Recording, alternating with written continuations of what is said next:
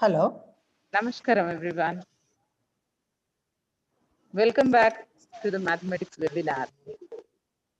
Today's webinar will be the last lesson of complex numbers, which is presented by USHASREE madam from Arsipuram. She is already well known to you, popular among you. Usha madam, over to you. Please continue the session.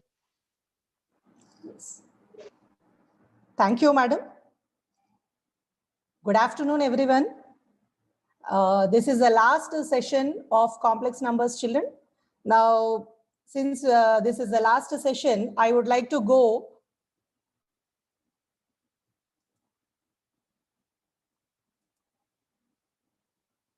with a recap of all the topics what we have seen, children, till now.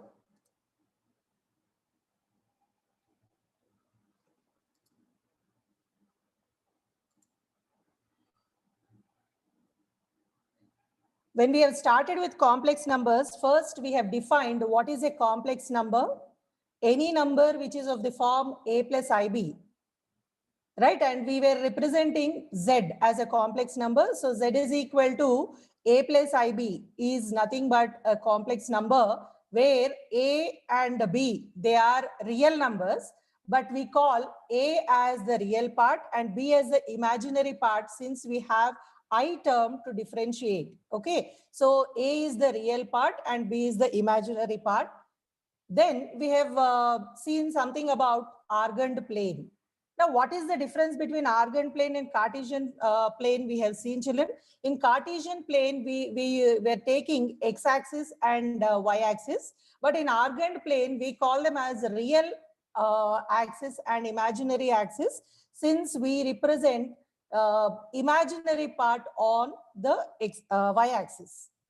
Then we have seen conjugate of a complex number, like if a plus ib is a complex number, then a minus ib will be the conjugate of the given complex number. And we have seen certain properties of the conjugate of complex numbers. Right, and then modulus of a complex number.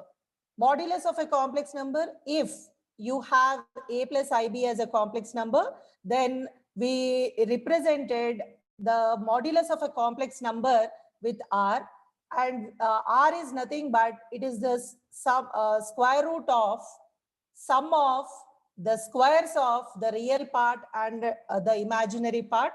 And also some properties like we have seen mod z1 by mod z2 equal to mod of z1 by z2, and that type of properties we have seen in detail, and we have seen some application problems also. Then we have seen the representation of complex numbers in a plus ib form.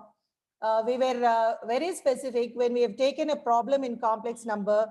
First and the foremost thing what we have seen is in the denominator part, I should not be there, isn't it? If we have I in the denominator, then we were multiplying and dividing that particular problem or the expression with its conjugate of the denominator, and then we have reduced it into a plus ib form.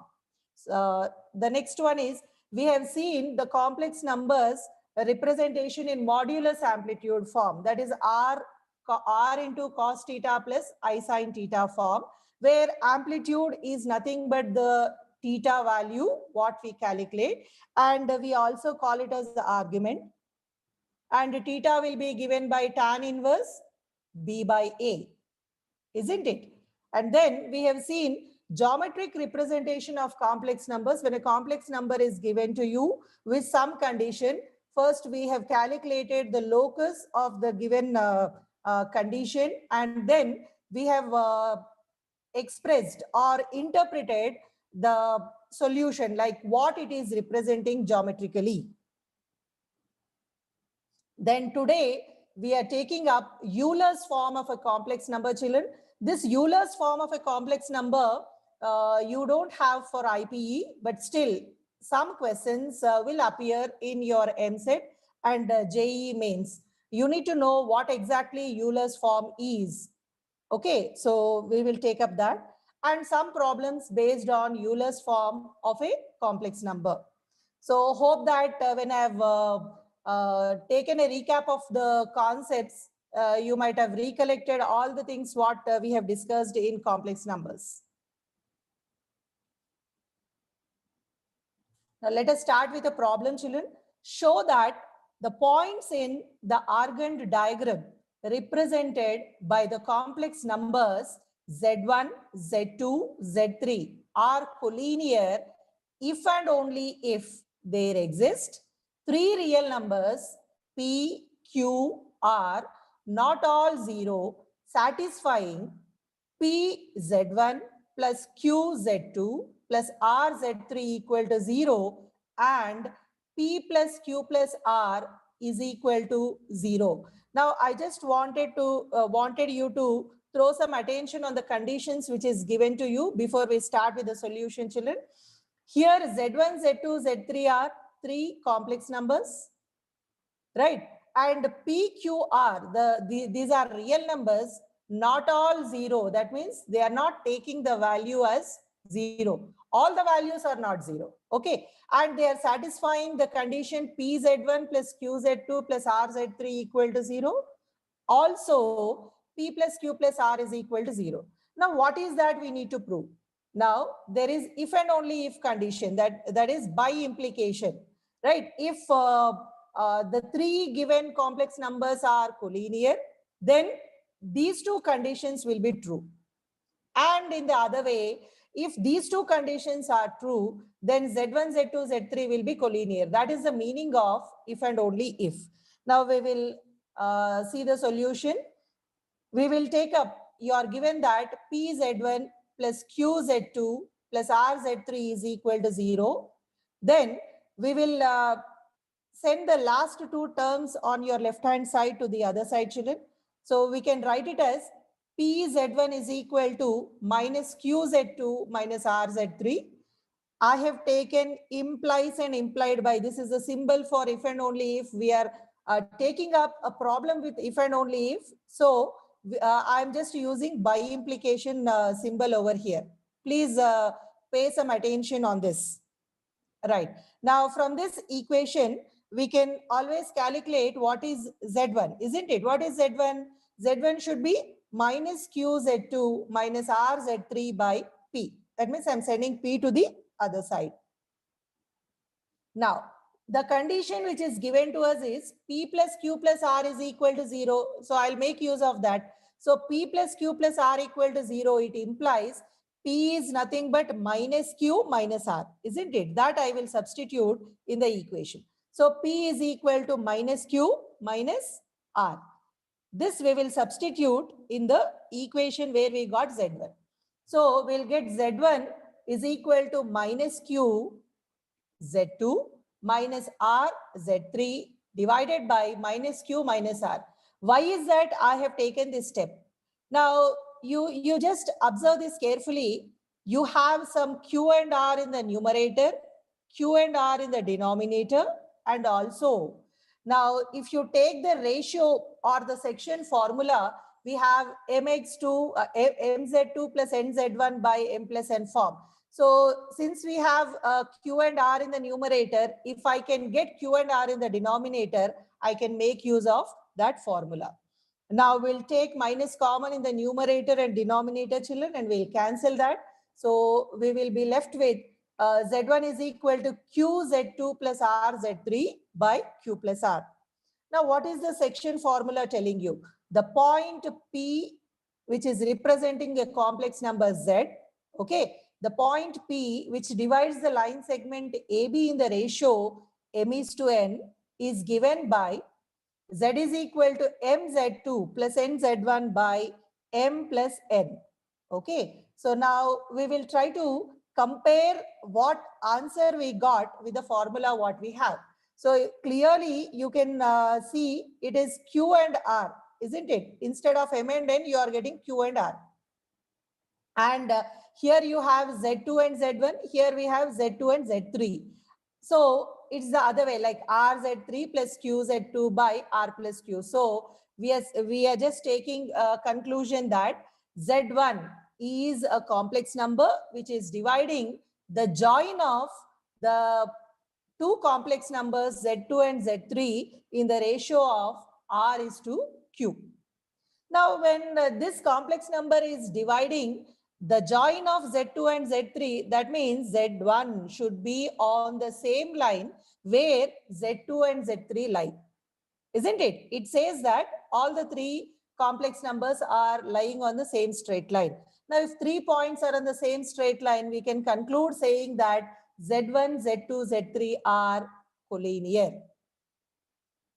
Hope you got it, children. Right. We'll go with the next problem.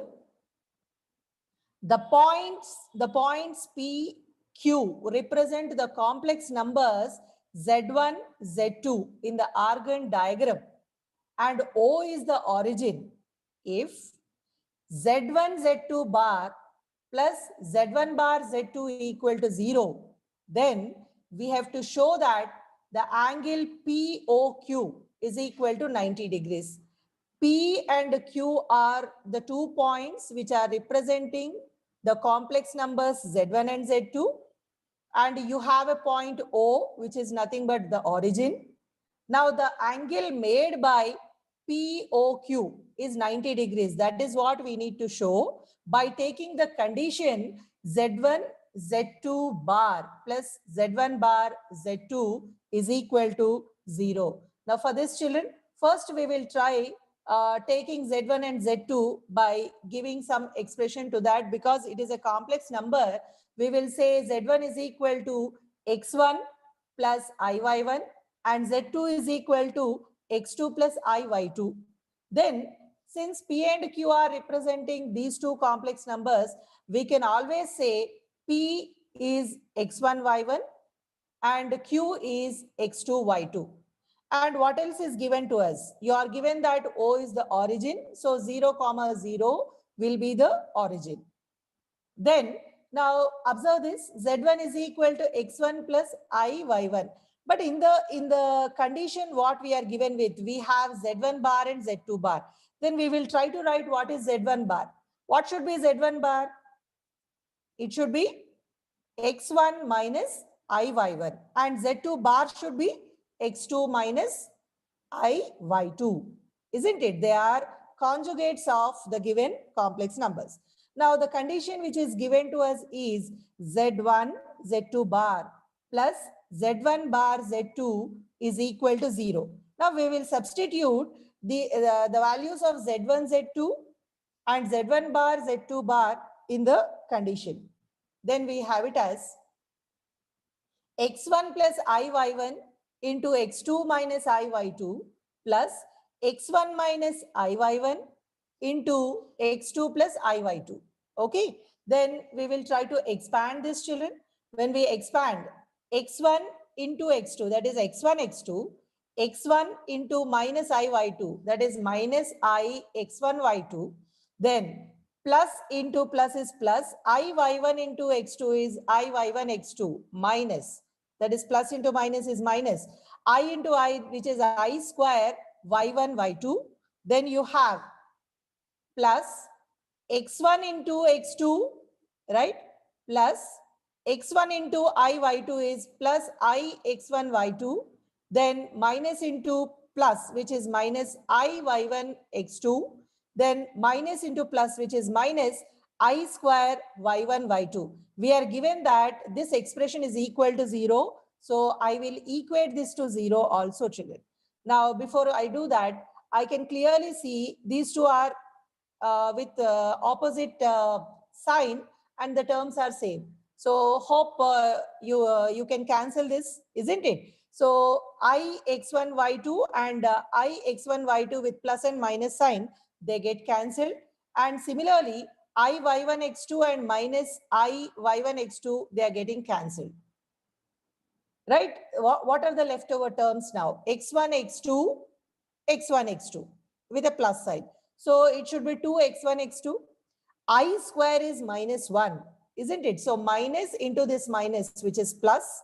So plus y1, y2 plus y1, y2. It is plus y1 plus 2y1, y2. Okay, so 2x1, x2 plus y1, y2. I have taken 2 common, children. So 2 into x1, x2 plus y1, y2 equal to 0. Or we can simply say x1, x2 plus y1, y2 is equal to 0. Now, we will take this x1, x2 to the other side so that we'll have y1, y2 is equal to minus x1, x2. Now, we know the slope formula, children. What is slope generally or the theta value? Theta is nothing but it is representing tan inverse of y by x, isn't it? That is the argument. And tan theta, whenever we talk of tan theta is nothing but slope. Okay, so that tan theta is nothing but some y by x form. So here we have y1 and y2 because we have two different complex numbers. So I will try to club all x2 and y2 terms on one side and y1, y2 terms on the other side. So here we will try to rearrange the terms, children. We'll have it as y1, y2 by x1, x2 is minus 1. This minus I'm keeping on the right hand side. Then I can write this as y1 by x1 into y2 by x2 is equal to minus 1. Whenever you have y by x is nothing but tan theta.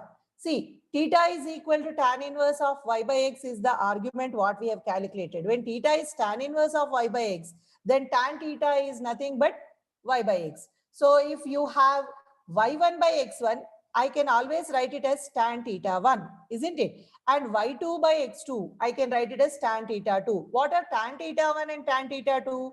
Which are nothing but they are representing slopes, that is m1 and m2, slopes of two points, that is OP and OQ slopes. So I can clearly say slope of OP into slope of OQ. That means product of two slopes is minus 1. When do you get product of two slopes as minus 1? When the angle between those two straight lines is 90 degrees. So clearly I can say OP and OQ are perpendicular, isn't it? When OP and OQ are perpendicular, we can conclude saying that angle POQ is equal to 90 degrees. This is what we need to prove, children. Hope the point is clear here, isn't it? We are rearranging the terms so that we can have minus 1 slope. When the product of slopes is minus 1, then we can say the two lines are perpendicular. This is the condition what we have seen in the straight lines concept in your first year. We'll continue with the next problem, children. The complex number z has argument theta and the theta is lying between 0 and pi by 2. Satisfy the equation mod of z minus 3i equal to 3. Then prove that cot theta minus 6 by z is equal to I. Okay. Now, before we proceed with the solution, just we will throw some attention on the conditions which are given to us. You are given with the theta as the argument. Okay, that argument theta is lying between 0 and pi by 2. That means the theta is in the first quadrant. This point is very, very important, children. And then the condition which is given to you is mod z minus 3i is equal to 3. Okay, now we'll continue with the solution. We are given that theta is the argument of z, satisfying mod z minus 3i is equal to 3. So we will just take theta, we will say let z is equal to cos theta plus I sin theta. We can represent this. We have seen this already. Okay. And then we just substitute z is equal to cos theta plus I sin theta in the condition which is given to you. So you have mod of cos theta plus I sin theta minus 3i is equal to 3. Rearrange the real part and imaginary part, children. So you will have mod of cos theta plus I into sin theta minus 3 is equal to 3. Then modulus is square root of square of real part plus square of imaginary part. So we will have it as square root of cos theta whole square plus sin theta minus 3 whole square, which is equal to 3 on the other side. Then we'll take squaring on both sides. When we do so, we will have it as cos theta whole square plus sin theta minus 3 whole square equal to 9, because 3 square is 9. And on your left hand side, the square root get cancelled. Then expand this cos square theta plus, this is a minus b whole square, children. So sin square theta minus 2 into sin theta into 3, which is minus 6 sin theta, plus 3 square is 9 equal to 9. Now 9 can be cancelled on both sides. When we do that, you will have, look at this, cos square theta plus sin square theta is 1. So instead of this, we can substitute 1, right? And then 1 minus 6 sin theta is equal to 0, because 9 and 9, they are getting cancelled. Now from this, we can always write sin theta is equal to 1 by 6. Sin theta is minus 6 sin theta is equal to minus 1. So minus gets cancelled on both sides. So sin theta is 1 by 6. And it has a positive sign only because theta is lying in the first quadrant. I said you need to observe this condition in the beginning, isn't it? So here, since it is in the first quadrant, sin theta is positive and it's taking the value as 1 by 6. Now, we know the identity cos square theta plus sin square theta equal to 1. So from that, we can always write cos square theta is 1 minus sin square theta. Just now, we have calculated what is sin theta, isn't it? So that sin theta we will substitute here. Cos square theta is equal to 1 minus 1 by 6 whole square. 1 by 6 whole square will be 1 by 36. So we have taken it. Okay, then simplify it. Cos square theta is equal to, your LCM is 36, children. So 36 minus 1, which is 35. Cos theta will be equal to root 35 divided by root 36 is 6. Now here again, cos theta value is positive since theta is in the first quadrant. Then we need the value of cot theta also in the problem. So we know cot theta is equal to cos theta by sin theta. So cos theta is root 35 by 6. Sin theta is 1 by 6. So cos theta by sin theta gives you root 35. Now, if you feel that this is lengthy, you can go for the Pythagoras theorem application. After calculating sin theta is equal to 1 by 6, draw a diagram, take opposite, adjacent and hypotenuse. That way also directly you can get cos theta and cot theta values. Now, once we calculate this, we'll just take the left hand side of the question, which is given to us, cot theta minus 6 by z. So we'll just substitute cot theta minus 6 by, our z is cos theta plus I sin theta. Then what all values we know before we substitute that, just observe the denominator here. In the denominator, we have I. Can we have I in the denominator? No, isn't it? So right from the beginning of the complex numbers topic, we were stressing on this point. You cannot have I in the denominator. Since we have I in the denominator, we will multiply and divide with it with the conjugate of the denominator. So we will calculate it separately, children, so that we'll not have any confusion. So 6 by cos theta plus I sin theta into cos theta minus I sin theta by cos theta minus I sin theta. Right? In the denominator, you have a plus b into a minus b form. Right? So we have it as 6 into cos theta minus I sin theta by, this is cos square theta plus sin square theta. Why? I square is minus 1. So minus into this minus what we have becomes plus. So cos square theta plus sin square theta you're getting. but this is the identity what we have in the denominator. So which is equal to 1. So you are left with what?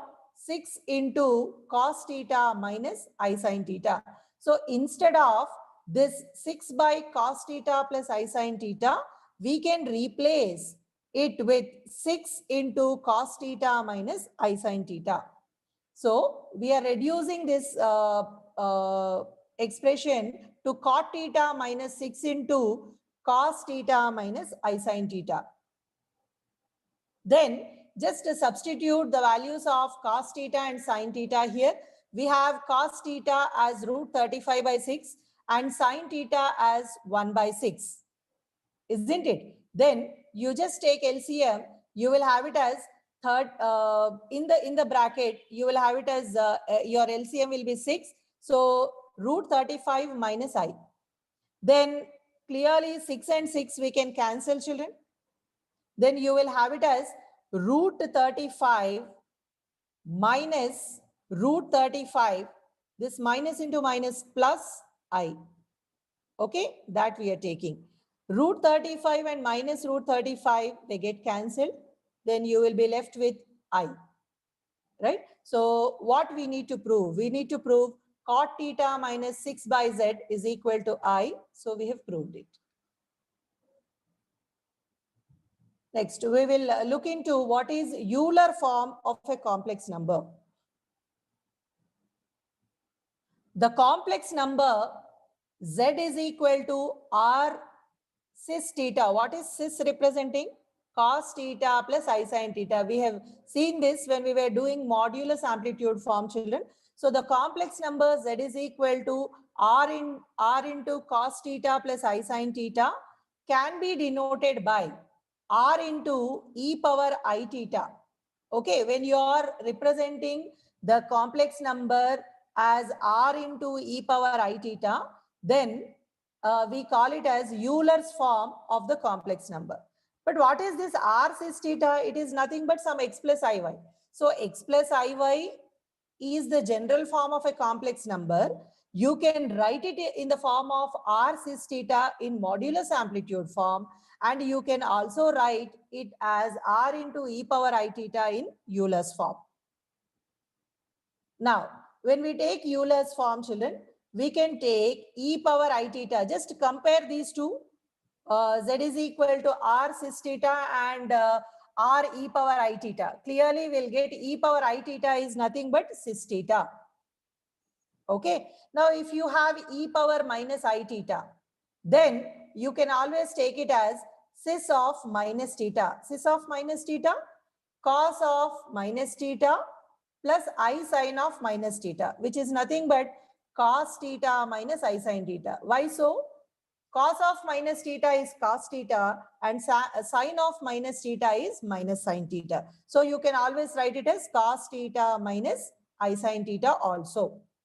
Now, when we take addition of these two terms, that means e power I theta by e power minus I theta, you can always get cos theta value. Now, just to see this cos theta plus I sin theta, and this is cos theta minus I sin theta. Then I sin thetas will get cancelled when you add, and you will be left with 2 cos theta, 2 cos theta. But we want only cos theta. So if you divide this by 2, you will get cos theta. And this is nothing but the formula what you have seen in the hyperbolic functions of your first year. So you can always write e power I theta plus e power minus I theta by 2 as cos h of I theta. Okay, children. So cos theta is nothing but cos h I theta. Right?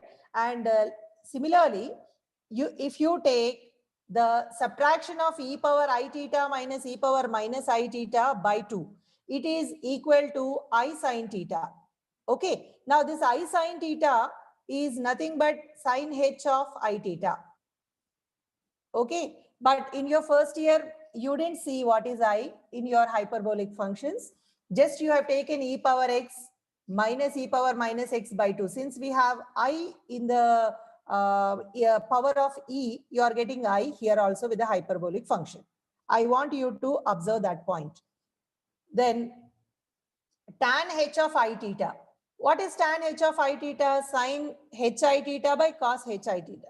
So that gives you tan h I theta is nothing but I tan theta. And you can always derive the formulas, the coming formulas from what we have calculated in first, second, third formulas, children. So cot h of I theta can be taken as minus I cot theta. Secant h of I theta can be taken as secant theta. Cosecant h of I theta can be taken as minus I cosecant theta. Okay, now we will try to make use of these formulae wherever required. You need to, if you can remember first four, what are those first four we will look into once again. One is e power I theta, then the next one is e power minus I theta, then what is cos theta and what is sin theta. If you can remember this, all the remaining formulae can be deduced from those four. Okay. Now we will look into one problem in Euler form. Now if z is equal to x plus iy, then find log z. This is the question. You are given that z is equal to x plus iy. Then we will take log z. We need to calculate log z, isn't it? So log z is equal to log of x plus iy. But just now we have seen x plus iy is nothing but r into e power I theta in the Euler form. Okay. So we will just substitute log of r e power I theta instead of x plus iy. But what is r? R is modulus. So modulus is nothing but root of x square plus y square. So log AB is log A plus log B. This is the formula what we have seen in our class 10th, isn't it? So we are writing it as log R plus log e power I theta. Then further we can write log R plus I theta into log E. Why it is so? Log of a power n is nothing but n log A. So I theta into log E. Then instead of r, we will substitute root of x square plus y square. We have log e here. Log e is 1, children. So we will substitute 1 over there. And then we know theta is equal to tan inverse y by x. That also we will substitute in this expression. So you will have it as log of root x square plus y square plus I into tan inverse y by x, because theta is tan inverse y by x and log e is 1. Therefore, we can conclude saying log of x plus iy is equal to 1 by 2 into log of x square plus y square plus I into tan inverse y by x. How did I get this 1 by 2? Here we have square root, isn't it? This square root means the power is 1 by 2. When you have log of a power n, you are writing it as n log a. So you are taking it as 1 by 2 into log of x square plus y square. Now this is a, we are taking it as a problem, but you need to remember this formula so that you can quickly calculate or simplify multiple choice questions. The next problem, show that log I to the base e is equal to I into pi by 2. Right? Now, I is equal to cos pi by 2 plus I sin pi by 2. How did we get this? We will just try to analyze this statement, children. Cos pi by 2. Pi by 2 is 90. Cos pi by 2 is 0. Okay. Then sin pi by 2 is 1. 0 plus I into 1, which is nothing but I. So I can be always taken as cos pi by 2 plus I sin pi by 2. Okay. Then you have this as cis pi by 2 form. then what is this equal to? It is e power I theta, isn't it? So instead of theta, we have pi by 2 over here. So we can write it as e power I pi by 2 in the Euler form.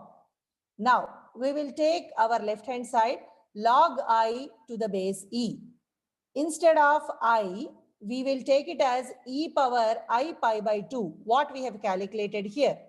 Okay, then what is this? We have log e power I pi by 2 to the base e. It is of the form log of a power n again. So we can write it as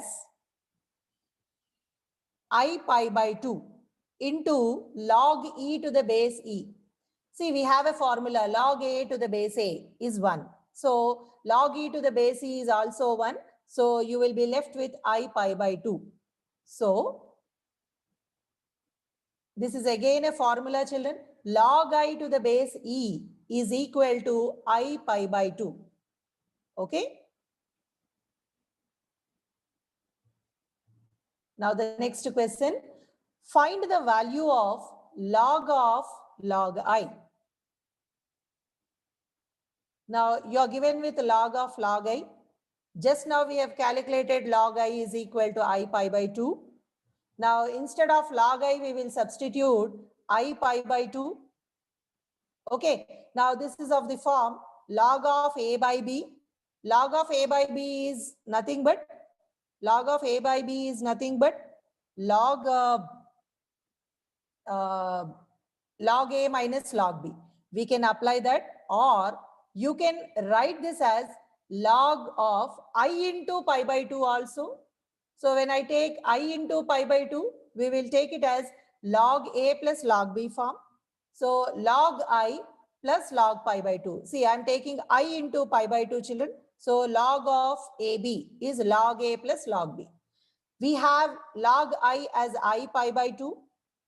Just to substitute that, I pi by 2 plus log of pi by 2. Okay.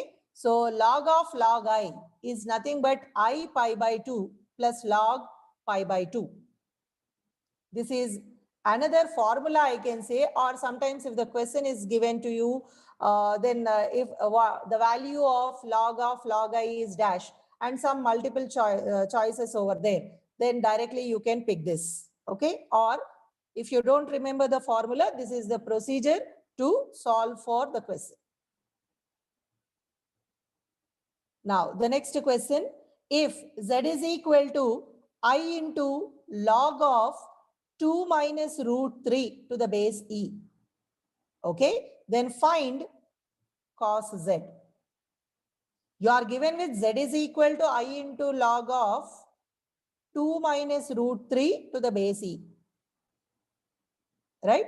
Then we will send I to the other side. Then we will have it as z by I is equal to log of 2 minus root 3 to the base e. But as a rule, when we were looking into, I cannot be in the denominator. So when we multiply with its conjugate and divide with the conjugate, you need to do what? Into I by I. So in the denominator, you will have it as I square. I square is minus 1. So z by I can be replaced with minus Iz. Minus Iz is equal to log of 2 minus root 3 to the base e. Okay, children. Now, the first definition in logarithms, what we have seen is in our class 10th. Okay. If a power x is equal to n, then log n to the base a, log n to the base a is equal to x. This is what we have. Now we will try to go with a comparison with our statement what we got. I have minus Iz is equal to log of 2 minus root 3 to the base e. Okay, so you can always write it as e power, because the base is e. Just compare this, children. E power minus Iz is equal to 2 minus root 3. Okay, when e power minus Iz is 2 minus root 3, then e power Iz should be 2 plus root 3. Now, the formulas what we have seen just now in the Euler's form, we have calculated what is cos theta. What is cos z? Cos z is nothing but e power iz plus e power minus iz divided by 2. Okay, just to substitute the values here, you will have it as 2 plus root 3 plus 2 minus root 3 divided by 2. Then root 3 and minus root 3 gets cancelled. Then you have 2 plus 2, which is 4. 4 by 2 is equal to 2. So when you have the condition z is equal to I into log of 2 minus root 3 to the base e, then cos z takes a value as 2.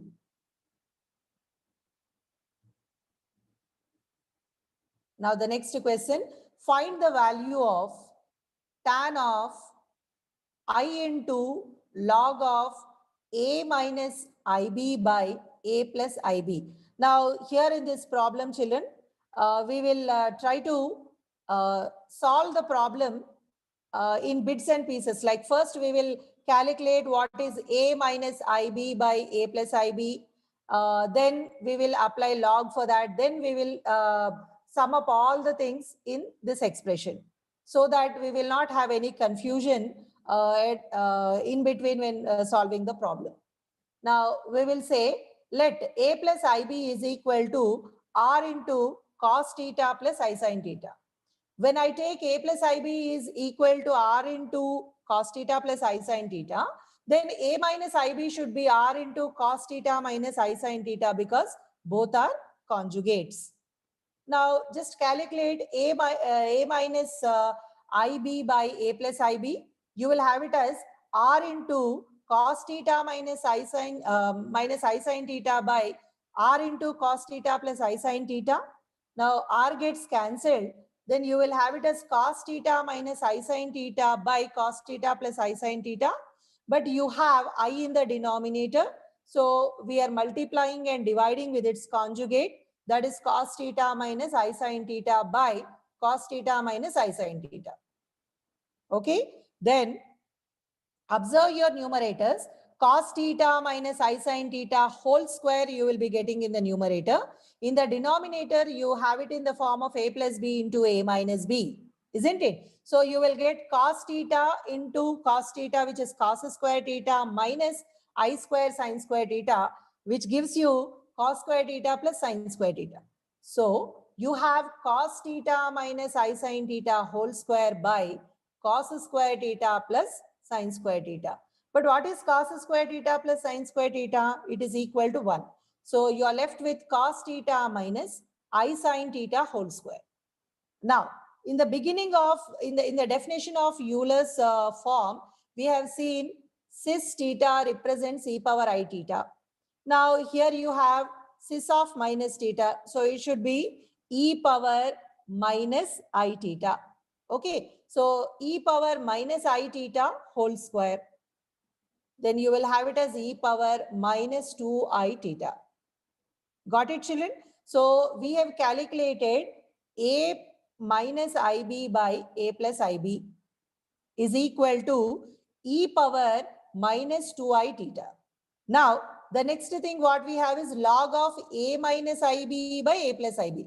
Now, I'll calculate what is log of a minus ib by a plus ib. Just substitute the value of this here. You will get it as log of e power minus 2I theta. Now, we will take up the total question what we have. Tan of I into log of a minus ib by a plus ib. This is equal to tan of I into, now just 1 second, I'll go back to the previous statement. Log of e power minus 2I theta, right? Now this is of the form log of a power n. You can write it as minus 2I theta into log e. But just in the previous questions, we have seen log e equal to 1. So this whole value is nothing but minus 2I theta. That we are substituting here, children. So this part, log of a minus ib by a plus ib, you are writing it as minus 2I theta. Hope you got this. Tan of I into I is I square. I square is -1. So that -1 into minus, which gives you plus. So you will have it as tan 2 theta. Hope you remember tan 2 theta formula, right? Tan 2 theta is nothing but 2 tan theta by 1 minus tan square theta. But what is tan theta? Tan theta is b by a. This is nothing but your argument. Theta is argument, isn't it? So here you have it as 2 into b by a by 1 minus b by a whole square. We will simplify it here. 2 into b by a by 1 minus b by a whole square. Now 2b by a in the numerator. In the denominator we have a square minus b square by a square. That gets reversed here. It gets reciprocated, right? So you will have it as 2b by a into a square by a square minus b square. A and this one a over here gets cancelled. Then you will be left with 2ab by a square minus b square, right? The value of all this, what we have here, is 2 into ab by a square minus b square. We will just substitute that. So tan of I into log of a minus ib by a plus ib is equal to 2ab by a square minus b square. See, you can be, the question can be given as log of, I have seen a question like 1 minus I root 3 by 1 plus I root 3. That may be a question. Or sometimes instead of a and b, they can replace and the same expression can be given. In that case, this is the procedure what you follow to solve the question, children. And these are all multiple choice questions if you if the questions are given in your MSET or JEE mains.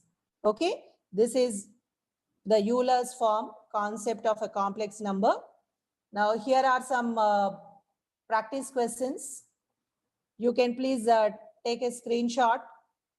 See, just now I was telling like a question, you have log of 1 plus I into root 3 by 1 minus I root 3. So first you simplify what all you have in the bracket, then apply logarithm for that. Then go for Euler's form. And these questions, they are quite simple and direct questions what I have given. See, log a power n. So I log I you will have. You know what is log I, just substitute and get the answer. Then e power 2 plus I is e square into e power I. You know how to write e power I, right? Just substitute that. Then e power I, when you are writing, you can always say, see, we have a formula for e power I theta, but you may get confused like we don't have theta. That theta can be taken as 1. E power I into 1. Your theta can be taken as 1, children. Then in that case, you will get cos 1 plus I sin 1. Hope you are taking my hint into consideration. Then log of minus m. This is a direct question. I think you can try it out. Then here in this problem 2, you have z is equal to 6 into e power I pi by 3. So in the place of z over here, you will be substituting the value, what all you have here. Okay. And you have few more questions. Take a screenshot of this also. It is closed.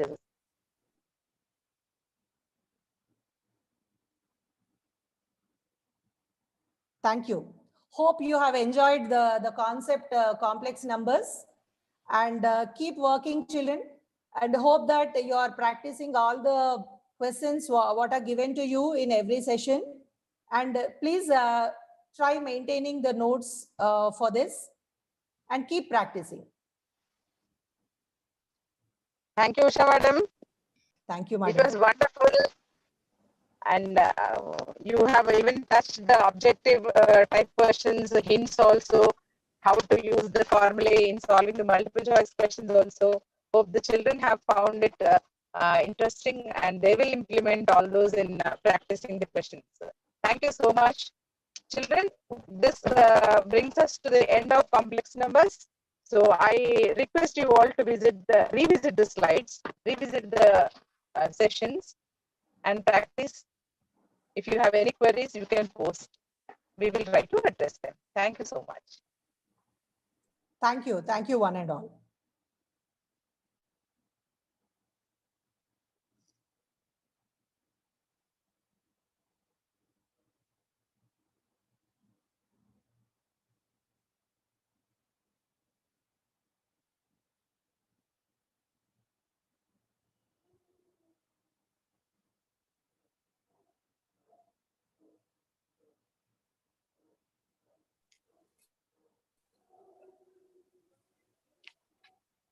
Thank you, madam.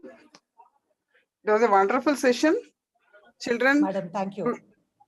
Today you might have known about Euler's formula. The answers in the chat box also, whatever the questions you are posing immediately before you work out, they are working out and doing it.